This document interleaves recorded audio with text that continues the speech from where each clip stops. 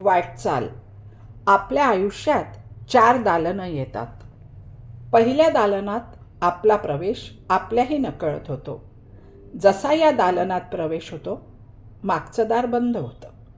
पहिल्या दालनात खेळणी असतात, फुलपाखरं असतात, कावचिऊ असतात, चंदामामा असतो, मनीमाऊ, खारुताई, परीरायणी वगैरे बरेचसे सगेसोयरे असतात. असेच स्वप्नील डोळ्यांचे सवंगडी पण असतात. या दालनात खेळता खेळता कधी तारुण्याच्या उंबरठ्यावर आलो कळतच नाही आणि दुसऱ्या दालनाचं दार उघडतं. या दालनात प्रवेश केला की मागचं दार बंद होतं. या दुसऱ्या दालनात खेळाचे, स्वप्नांचे संदर्भ बदलतात. आपण उघड्या डोळ्यांनी स्वप्न बघायला लागतो. आता खेळापेक्षा स्वतःवरच जास्त लक्ष केंद्रित होतं. स्वची जाणीव होते. मनात महत्त्वाकांक्षा, जिद्द, अनेक विचार जागे होतात.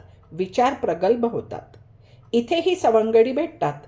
त्यातल्याच एखाद्याशी आपले विचार, आपलं मन जुळतं आणि मग दोघं मिळून स्वप्नपूर्तीच्या मागे लागतात. दालनाच्या मध्यावर येईपर्यंत या दोघांनी एका नवीन जीवाला पहिल्या दालनाचं प्रवेशद्वार उघडून दिलेलं असतं. स्वप्नामागे धावताना, ती सत्यात आणताना तिसऱ्या दालनाचं प्रवेशद्वार कधी आलं कळतच नाही. तिसऱ्या दालनात प्रवेश होताच मागचं दार बंद होतं.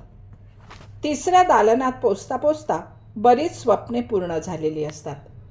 काही गोष्टी मनासारख्या घडलेल्या असतात, तर काही हातातून निसटून गेलेल्या असतात. बरे वाईट सुखदुःखाचे अनेक प्रसंग पचवलेले असतात. शरीर कुरकुरायला लागतं. कोणत्याच गोष्टी तीव्रतेने कराव्यात असं वाटत नाही. अर्थात यालाही अपवाद असतातच.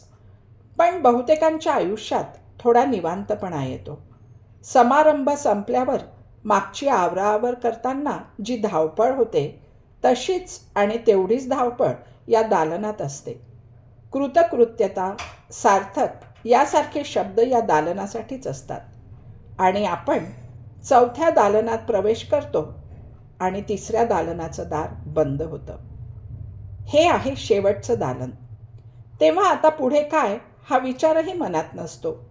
पुढे दालनच नसल्यामुळे समोरची नजर अंधुक होते आणि पाठीला डोळे फुटतात. आता मन माघारी वळतं. बंद दरवाजे उघडणार नाहीत हे माहीत असून सुद्धा आत डोकावण्याची धडपड सुरू होते. लहानपण आठवतं, खेळ आठवतात, बालपणातले सवंगडी आठवतात अगदी ठळकपणे. त्यांचे चेहरेसुद्धा मनाच्या पटलावर उमटायला लागतात. आईवडील आठवतात, इतर नातेवाईक, मावशी, मामा, आत्या, काका सगळे गर्दी करतात. तारुण्यातील धावपळ, स्वप्न, सुखदुःखाचे लपंडाव सगळं आठवतं. मन व्याकुळ होतं. त्याला वाटतं प्रत्येक दालनात डोकावून बघावं. कदाचित अजून तिथे सगळं तस्संच असेल.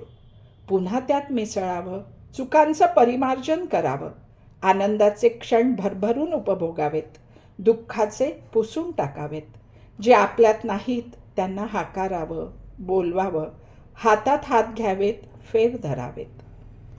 दालनांची दारं उघडणं तर शक्य नसतं. मग मन किलकिल्या डोळ्यांनी आत डोकावतं उत्सुकतेने, अधीरतेने. प्रत्येक दालन मोकळं असतं. एखादी पुसटशी खुणसुद्धा तिथे शिल्लक नसते. सगळीच स्वप्न भासमय. आणि त्याच वेळी शेवटचा दरवाजा उघडतो. दिव्य प्रकाश. आणि त्या दिव्य प्रकाशाच्या वाटेवरून आपण अनंताच्या प्रवासाला निघून जातो.